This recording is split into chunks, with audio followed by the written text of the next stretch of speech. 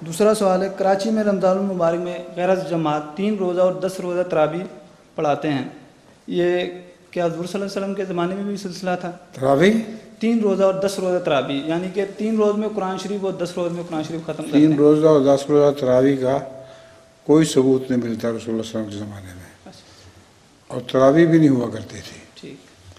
تراویح تو حضرت عمر نے شروع کروائی ہے۔